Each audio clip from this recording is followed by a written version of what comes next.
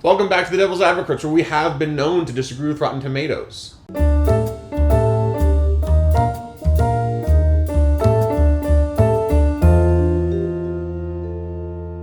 But we've also been known to talk about movies and give you our genuine thoughts, because the Rotten Tomatoes score isn't really appropriate to disagree with. Just like tonight's film, Jason Reitman's new movie, The Frontrunner. Got him. Which is riding with like a high 67, I think. 67, something like that. So, not really critical consensus that is so positive would find some flaws in it. Not so terrible would say, hey, wait, let's reevaluate it. 0% audience score as of now for some reason, though. Very bizarrely. Despite the fact that it's... I was just going to say that like almost no one's seen it. It's only out in like 4 theaters that came out yesterday. It played at like 2 festivals. And so it's kind of odd. I don't know if like this is a weird political troll attack or if people at the festivals that saw the film really hated it. But it's very odd for a movie to have a 0% audience score. Especially since this movie's not particularly liberal or conservative with its politics. You know, the movie came out on Election Day as sort of in a couple theaters as like a cheeky, like, hey, you know, it's about politics in America. And so we saw it in one of the only theaters playing it, which is in New York City, and it was a pretty empty theater on opening night. But, you know, again, it was a Tuesday. So who knows what it'll do this weekend, but it's not looking good. Well, right now we're really underselling this movie just by talking about how no one seems to like it. That being said, let's talk about the actual content of the movie, which I think does sell itself pretty well. Maybe we liked it. Who knows? It's about Gary Hart, who was considered to be the front runner for the Democratic nominee for President of the United States in 1988 against George W. Bush. No. George H.W. Bush, obviously. And he also ran in the 1984 election, which this movie depicts in like a prologue sequence. But ultimately, spoilers, I guess, for the real world, he conceded and dropped out of the presidential race despite having a ton of momentum and was expected to win because of a lascivious... Is that how I pronounce it? I think so, yeah. Because of a lascivious scandal with a young girl. Apparently, Gary Hart was a kind of a serial cheater on his wife, and the press got wind of it. And, of course... chaos ensued in the political realm, as what sort of used to happen in this pre-Trump era of holding politicians to like a really high esteem from a family moral value standpoint. Check a look at the trailer, I guess. There is no privacy. The cameras go everywhere. The one thing I ever asked was don't embarrass me. Senator, you had sex with that woman? You can't be serious. There's no need for that. Don't you think you owe it to us to be forthcoming? Owe you? You're running for president. I'm aware of that, Tom. It's in the paper. Well, you have a responsibility. I know full well what my responsibilities are. Do you know yours? You can jump into the fire. Jason Reitman made 2 movies this year. What's the first one? He made Tully, which came out in May. Had a bit more of a splash than this one. I think it was more of a discussion on the internet and stuff about people wanting to see that movie. It's also got Charlize Theron, who's obviously an A-lister. Hugh Jackman, also an A-lister too. But for whatever reason, the dude wanted to make 2 movies. He had 2 things to say in one year. And for a guy that used to be like literally someone I considered my favorite director, I love Up in the Air. I think Juno's great. I think Thank You for Smoking is excellent. I think Young Adult is amazing. Like he had such a beautiful track record for his first 4 movies. Even Labor Day I kind of liked. And Men, Women, and Children I didn't hate. I'm just basically going through all of Jason Reitman's movies now. I was a huge fan of Jason Reitman. And I started to fall off, like, honestly, this year because Tully was such a letdown for me. Personally, I was not emotionally impacted by Tully. I thought him getting back together with Diablo Cody was going to be great, but I didn't find the dialogue witty enough. I thought Charlize Theron was good, but I thought it was really predictable with the twists and everything. And so going into this movie, which had, like, kind of lukewarm reactions out of Telluride, I was definitely not looking forward to it. Because I was like, man, my boy Jason is losing his grip on being just, like, such an interesting, fresh, and sharp director. Like, he always had such a great voice, such satire for like pinging the characters that he puts on the screen. And also he's back as a writer now because he doesn't write all of his movies. That's partially why he was able to make 2 movies in 1 year, because this one he does have a writing credit versus Tully, Diablo Cody wrote.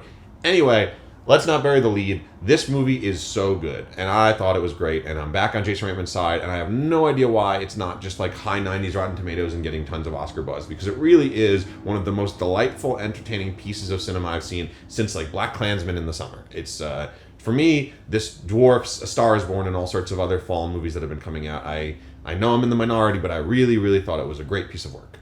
I think it comes down to two things why it's not getting the buzz that it should. I think, number one, people have not done a good enough job recognizing some of the just plain stylistic and directorial choices that were very effective for us. I think people see it as like, it's just like a ripoff of The Post, or it's a ripoff of like a Robert Altman movie. Just like, they don't necessarily appreciate some stuff that I think was very effective for us. That's one thing. And then number two, I think some people find it to be not calibrated for our times. They think it's too apolitical, or they think that the message that Gary Hart delivers at certain points in the movie about respecting people's privacy is something that maybe we can't afford to even have in 2018 when we have people being nominated for the Supreme Court, where we actually do need to examine things that they did many years ago and look into their private lives to see if they're worthy of that public office. That being said, when we actually dig into the movie, I think that the message that has to say about, male entitlement and what sort of privacy you're entitled to when you are a public figure is way more complex and actually does fit our current time. Absolutely. It's not a movie that you can just sum up in one sentence, as many people kind of assume from the trailer, and honestly, I did too. Hugh Jackman, I saw a review that called him the protagonist here, and it's like, yeah, I guess he is the protagonist, right? He's on the poster and stuff.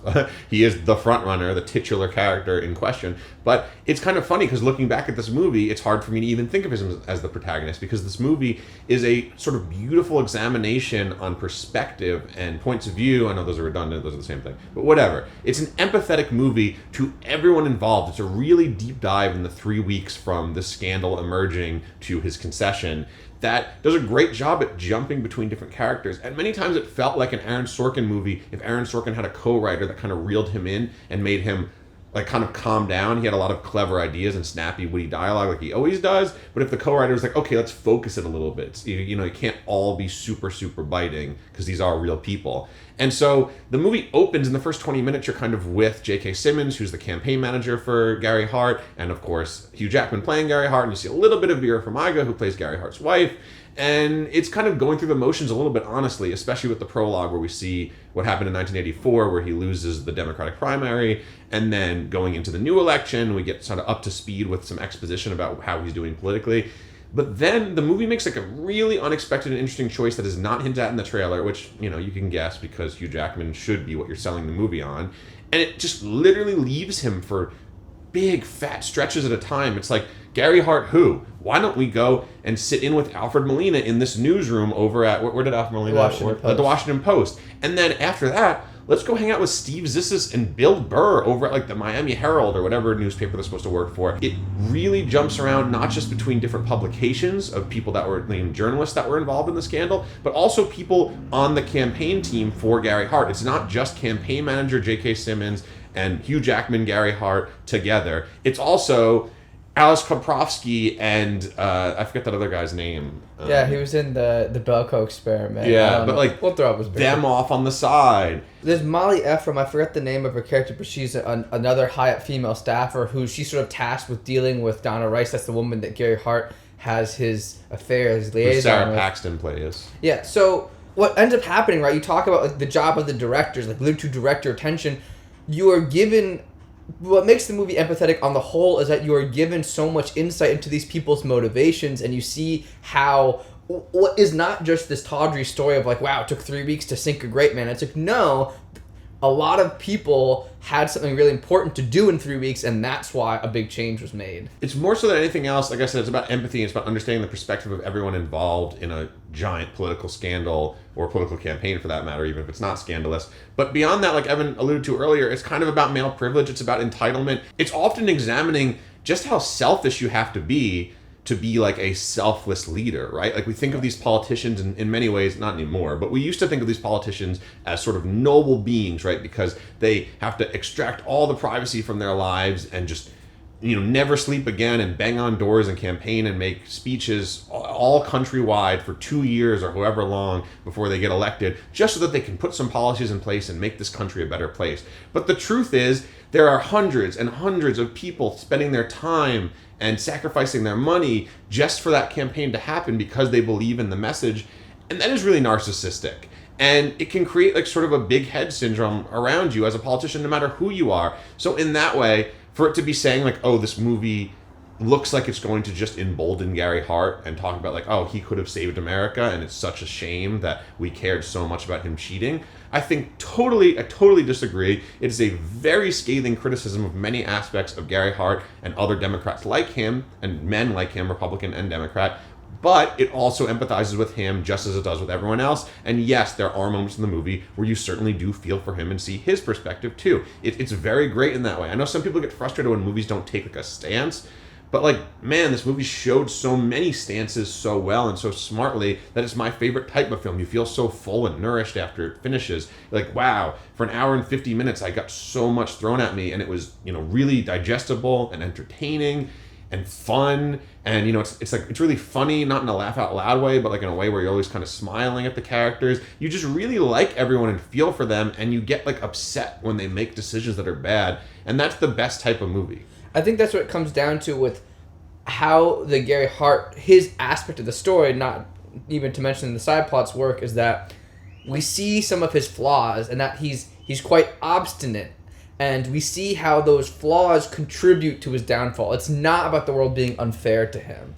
He is a person who also affected his own future. Well, that's kind of his arc almost, which is great. That like his character thinks he's the victim, and then finally by the end we get a little bit, and not in like a super unrealistic, like the movie just writes words that he would never say into his mouth. Right. But in a realistic way, this is how you could progress. Basically, it uses his concession as a really good sort of point to say, look, this is how someone could change a little bit. This is how he could have gained perspective. And, they hammer it home with a speech at the end and whatnot. But it was a cool, really cool movie. And, from afar, like we've said, I was like, why would Jason Reitman make this movie? He just made a movie, like 2 in 1 year. Why does he give a shit? Like, Hugh Jackman's an A-lister, but really we need to have another political biopic about a person that everyone already forgot about, who, like, didn't ultimately amount to anything impactful in America. It's just, like, a sort of like comma in the sentence of what happened in the political landscape of the late 80s and early 90s and whatnot. And yet I totally got it like a half hour into seeing the movie. I was like, this is why Jason Reitman wanted to do it, because it's a full Jason Reitman movie. It is really, really human. For these types of movies, these political biopics that can be so inhuman, it does everything that The Post tried to do, and The Post successfully did for the most part. In my opinion, even better. And a lot of that comes down to the supporting cast, because the supporting cast is great. We rattled off a lot of the names earlier, and it's funny, it almost reminded me of like the rejects from The Post, right? Like The Post had David Cross and Bob Odenkirk and Matthew Rhys and people like that who are, kind of funny character types that you see in a lot of TV shows and were historically more famous and whatnot. And it's like, haha, Spielberg pulled from all these people and put them in a political biopic. That's pretty interesting. And yet, here we have like Bill Burr and people like that who it's like, you could see them in The Post, but they're like not quite as famous comedians or whatever. And yet, like, I believe them more because of that. Like, you buy them more as real people than you do like, again, Matthew Rhys. You're like, that's not a real person, that's an actor, nothing against Spielberg, but yeah, I really like this movie. It is amazing to me that Kevin Pollak is not actually an editor in the 80s. So, yeah, as you can tell, we really liked the movie a lot. This is the anti-Devil's Advocates episode. We're doing little nitpicking and mostly just selling this movie. That if you do want to go see something, like John said, a very human movie, very nourishing movie, you could do no worse than this. No worse. Yeah. We'll disagree with Rotten Tomatoes this weekend. We'll probably tell you why Overlord sucks, because it's got good reviews. And yeah, stay tuned for more Oscar-y, wintry stuff later in the month. And if you hated The Frontrunner and you're one of those people that gave it a 0 for the audience score, tell us why we're idiots in the comments, because I know you're going to anyway if you're watching. It's just what happens.